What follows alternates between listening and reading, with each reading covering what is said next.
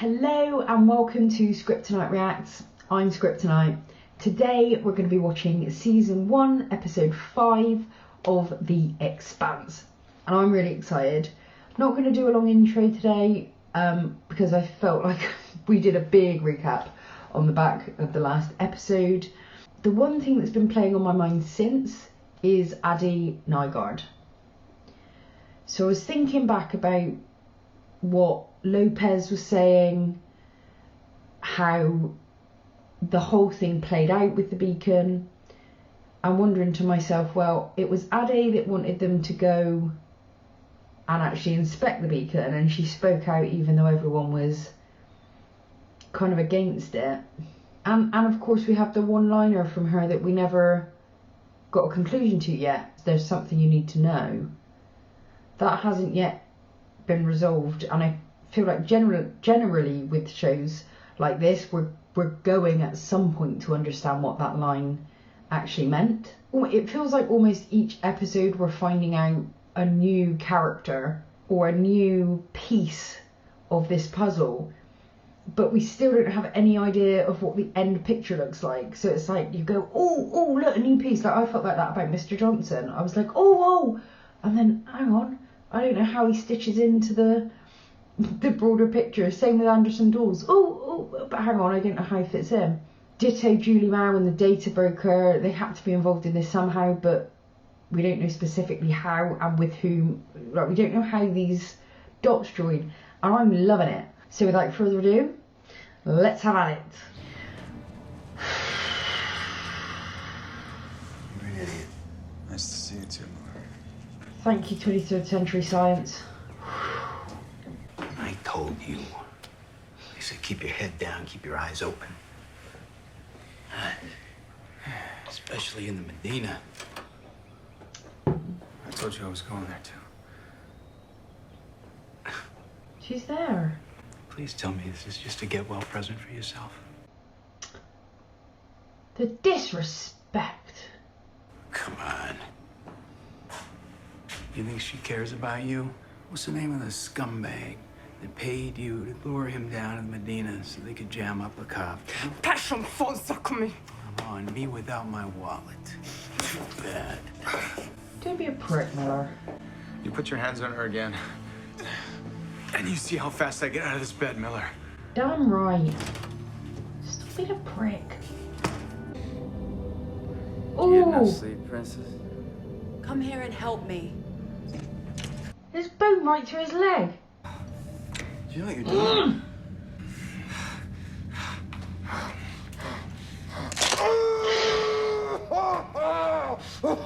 Oh.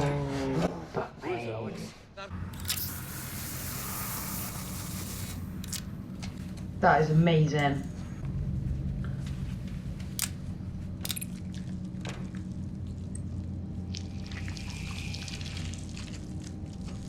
Goodness name. Oh my god. What's her status? And no one knows that we're alive. That's right. Then who just sent us a message? Oh shit.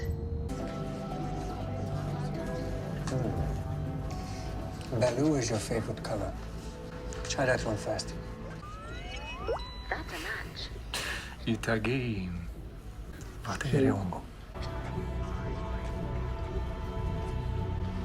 What is happening to all of these people? This is Anderson Station. Go ahead.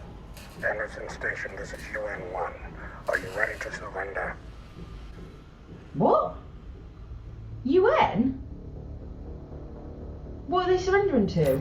Survivors of the Donninger. My name is Fred Johnson, Director of Operations at Tycho Station. I don't know who you are or what your intent may... Pause. I just remembered something else that I had to say about the last episode that I completely forgotten about. I was listening to his conversation with the Mormon guy again. Tycho spins up asteroids. We don't build ships. Not till now. But trust me, it'll be a ship no one will ever forget. And I was thinking, is there something more to the Nauvoo? It's called the Nauvoo, wasn't it? That he's building than we currently know about. And for some reason, I cannot shake that conversation with Avasarala and her grandson about a big rock hitting the earth and people throwing rocks. And I don't know. I'm wondering if those two things are tied or if they're just separate, but I'm onto something maybe with each of them. I don't know. But I wanted you to know that the Nauvoo has stayed in my mind. Yeah. Anyway. Play. Maybe, but unless you're trying to start a war, you need to contact me. I can help you. He shouldn't have been able to track us, but he did. Why? Why is he tracking them? Because he was already watching them. Well, I say we fly to the nearest Mars base and turn ourselves in. That's an excellent idea. We'll just roll up in a stolen Mickey Corvette with a dead Martian in the trunk. Yeah, you really can't do that. The only Martians who believe us are dead. So let's just That's what I burn said. hearts a series, and we'll take our chances. No port is going to let us dock with our transponder off. And the minute we turn it on, every Martian ship in the system will know it. Think about it. We're the only survivors from the Canterbury and the Donninger. We look like terrorists. No one's going to believe our story. I wouldn't believe us. You can't trust Fred Johnson. We all know what he's capable of. That was like 10 years ago. People change. The Martian said you were OPA. I'm with you, boss. Then it's 2 against 2. We're not going anywhere. See, we need Shed. Hey, what are you doing? Are you crazy? Is that in his head? What's going on? That's my going away present to you. On to bigger and better things. Supposed to be a couple minutes. It's everywhere. What a... Oh! You didn't show it here. I need that guy dead. Luckily, this asshole's not OPA. So, if he resists, take him out. If he runs, shoot him. And if he accidentally falls out an airlock, that's life. Havelock is one of us. This is still our station. Let's make sure that people don't think otherwise. Shit. Since when do you drink coffee?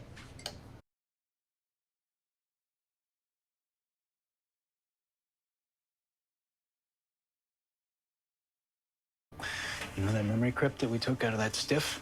Yeah. All right. Go through it had an unregistered flight path for a ship called the Anubis. Anubis. The Anubis left Phoebe Research Station and it was headed for Eros. Okay? Now. Pause. I heard it.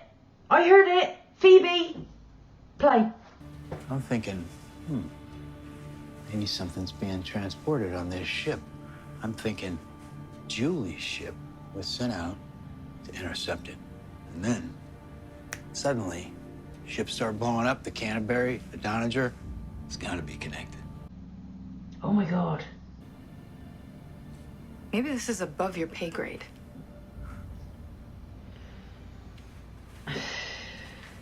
Wow. I don't think I can do it, huh? I don't think I can crack the case. No, I mean, you need to take this upstairs. Well, guess I'll do my pathetic best.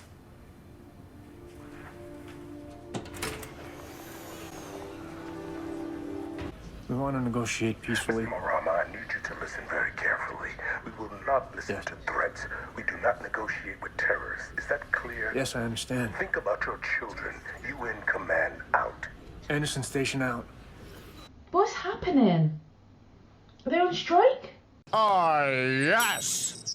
We've taken this as far as we can. Oh, the hell we have. It's only been a few days. They're not going to attack a bunch of civilians. They're calling us terrorists. Of course they are. Joe, we need to surrender now. Shit!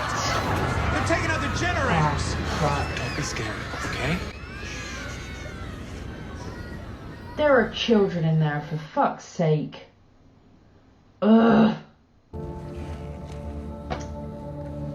No.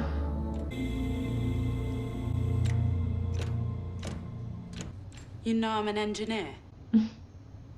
Show me drive diagnostics and core levels. Life support. Whoa. What's going on? Ask the ship, it seems to know everything. I've known guys like him. Guys with causes. Causes that get people killed. Really?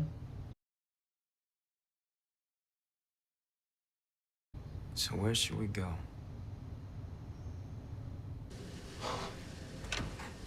Coffee?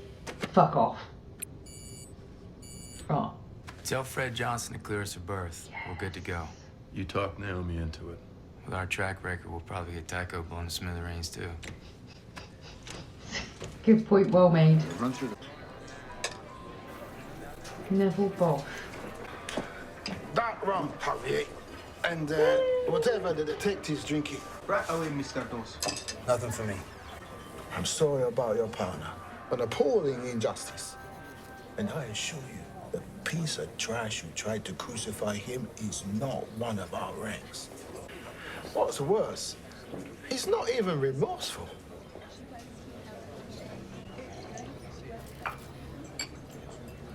How would you know? How would you know that? Because as we speak, he's in an OPA safe house. He believes he's under my protection. Oh my god. Open your eyes, detective. Look around. Right now, the OPA controls most of the grid's air, power, water. The very lifeblood of the station. Earthers have a home. It's time Belters had one too.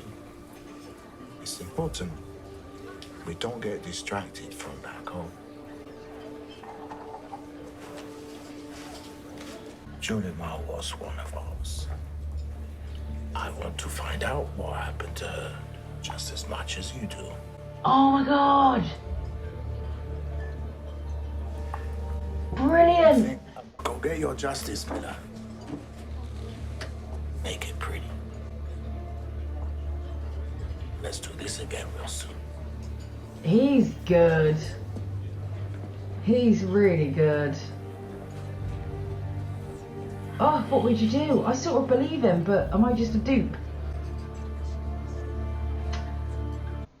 Sounds like a good deal to me. So no one outside the station knows this is happening. That's why we need to surrender. Please don't kill all those fucking kids. Please don't kill all those kids. We're surrendering to the Marines. We did everything we could. God, this is horrible. You in command, this is Anderson Station. We're issuing our unconditional surrender. You're gonna say too late. I repeat, we surrender. UN-1, please respond. Oh no. Fuck. Yeah. Can't be. They've seen Jim's face now. Well, partner, it's gonna be kind of hard for you to stay anonymous now. Let me know if you want your face to look a little different. Oh, Jim. Shit! Fucking hell! Oh my god! After 2 days down at the aid camp, I begged Julie to get out of there, but she said she was okay. She said she felt safe. She stayed down in the mines, breathing the same poison air as those Belters, eating the same contaminated food. I never saw her shed a tear over the fact that she had to take anti-cancer meds for the rest of her life. What? Hanging around some hardcore OPA, like Anderson Dawes. What for? I don't know. A few weeks before she shipped out, she asked me to hook her up with the data broker. This guy. Where can I find him? She went out there, probably got herself killed over some stupid cause she barely understood anyway. I think he's really simplifying this. I think she's far more capable than he's given her credit for, actually. What the fuck? That's a picture of Julie Mao. They were close. What do we do?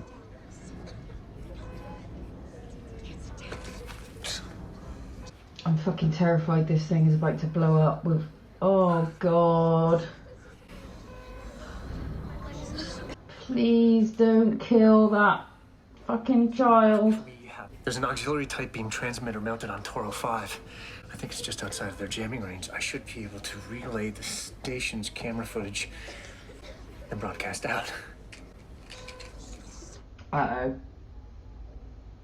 Just in time for the whole world to watch while they get blown to fuck. My name is Miranda Brown. 4 days ago, the miners working for the Anderson Hyosung Corporation took control of the station. This is my daughter, Kiri. Oh no. She and the other children have been diagnosed with what the medics are calling hypoxic brain injury. It's due to the low oxygen working environments. The company is refusing us medical assistance, and they're denying that that problem even exists. We just wanted to be heard for the sake of our children.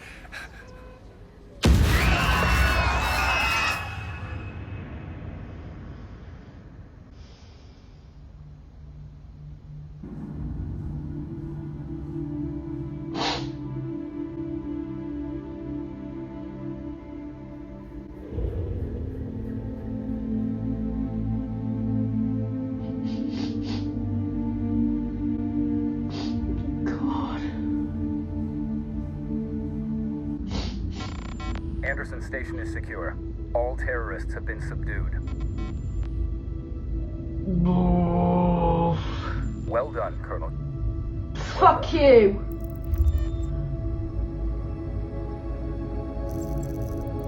Ugh! Is that what happened in the past? Yes! You have my solemn promise that you will not be harmed, and you will be granted safe harbor on Tycho. Since you've chosen to remain anonymous, I can only hope you have no hostile intent. Regardless, you will need to change your transponder code in order to avoid detection. The instructions are embedded in this message. Do not deviate from them in any way. Safe journey.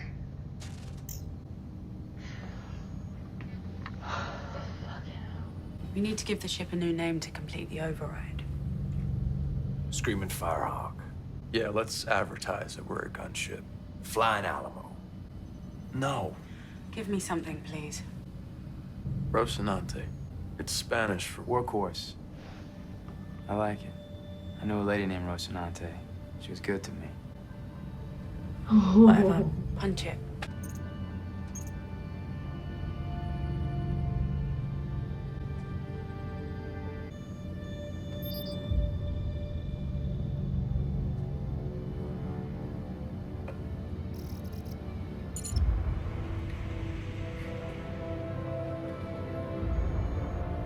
So when does the Screaming Firehawk come in? Because you guys have been saying that to me.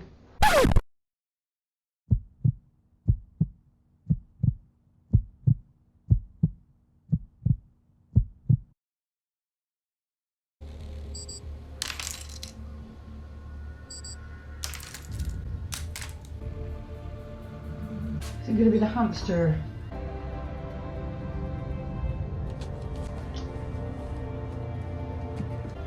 Feeling a lot less happy about.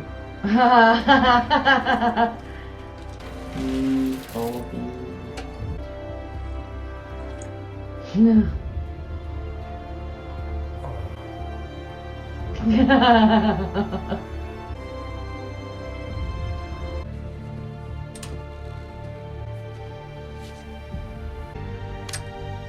Updating it.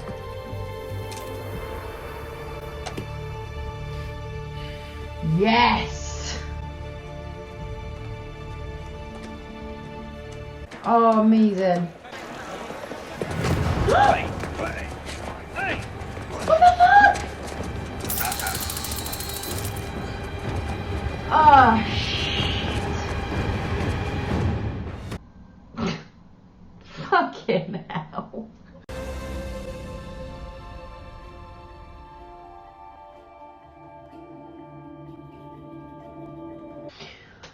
Oh, that was a really interesting episode. It felt obviously a lot slower than previous.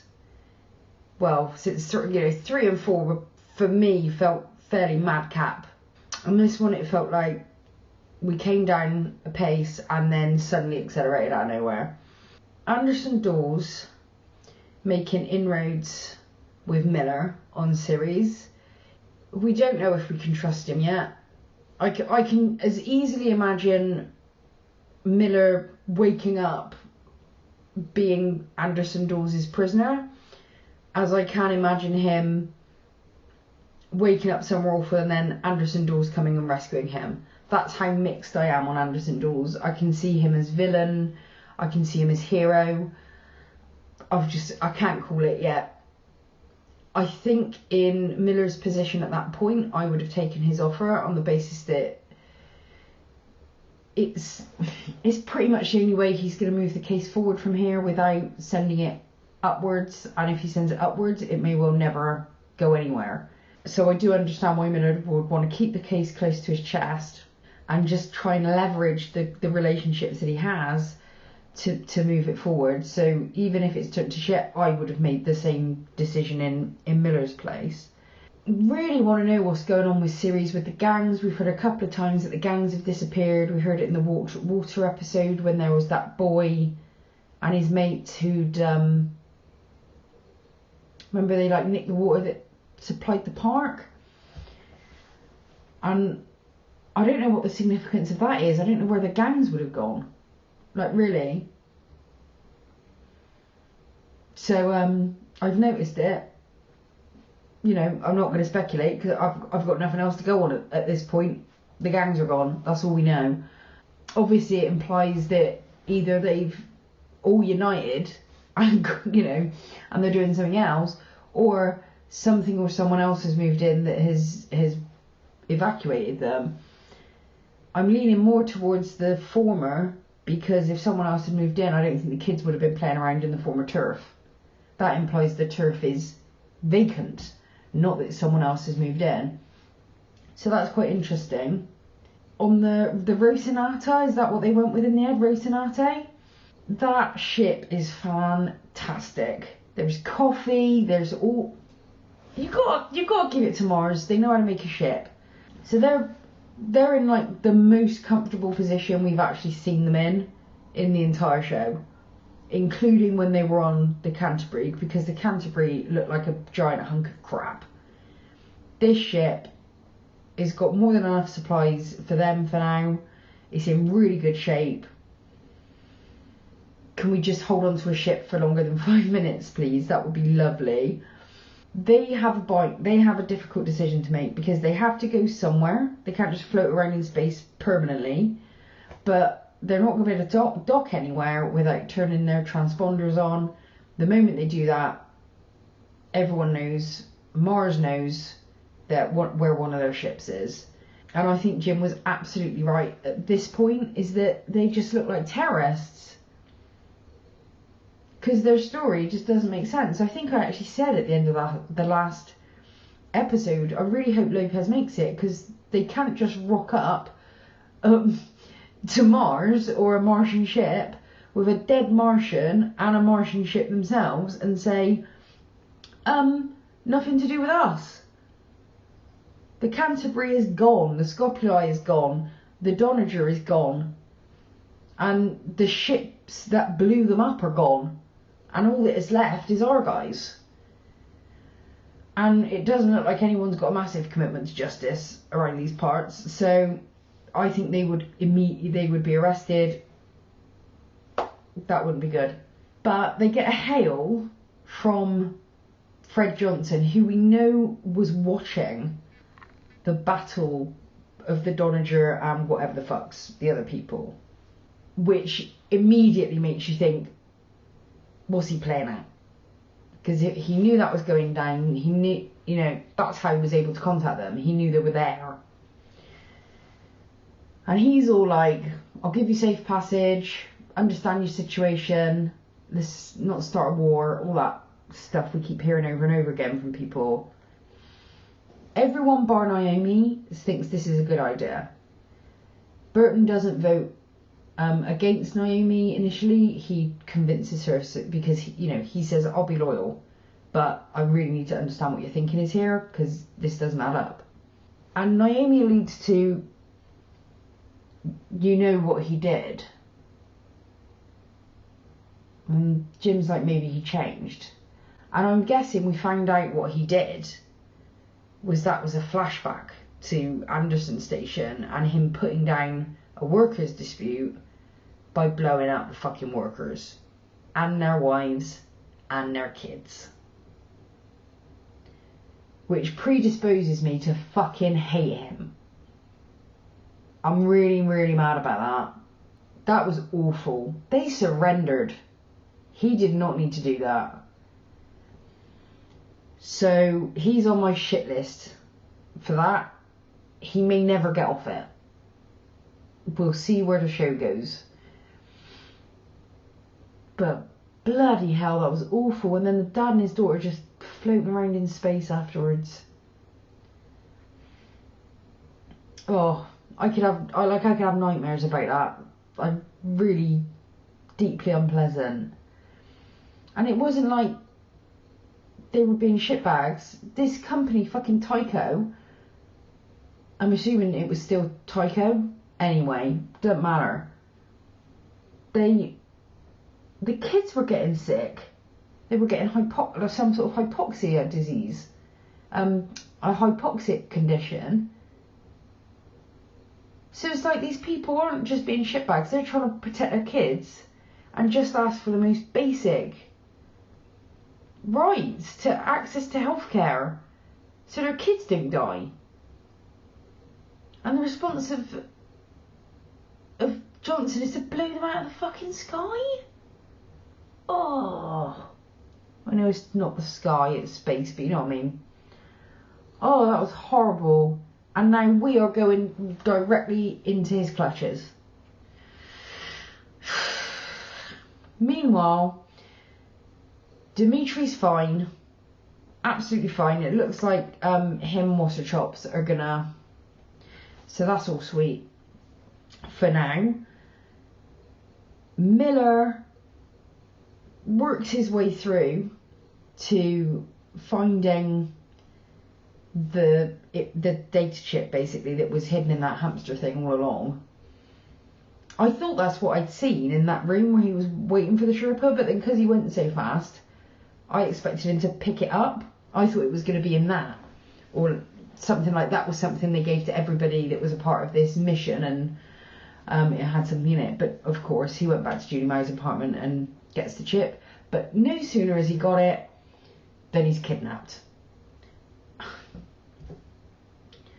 So we're none the wiser at this point as to what's on that chip. We just know, I mean, I'm assuming the kidnap is in relation to the chip, but I'm really, really intrigued, and I am looking forward to the next episode because I want to know who took Miller. I want to see a Vassarella because I miss her. I want to see them land with Fred Johnson and how this is going to kick off. There's just so much going on.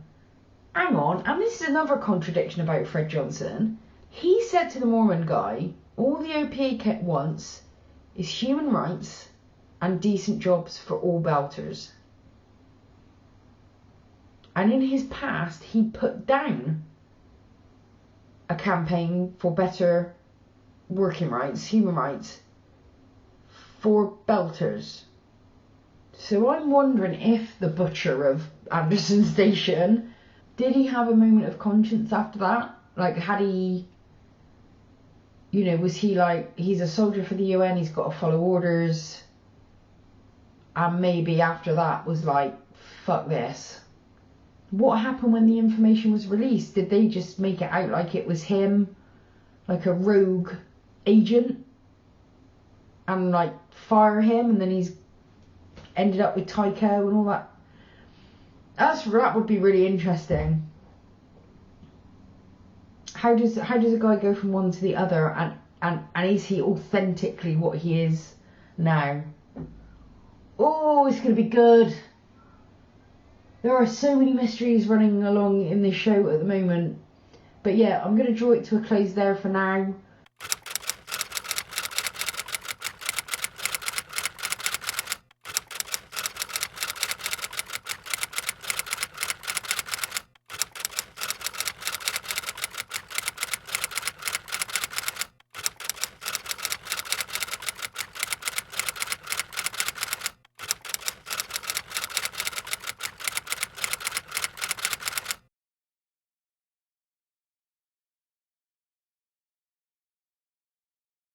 But once again, thanks to my moderators, Belinda and Daniel, you're awesome.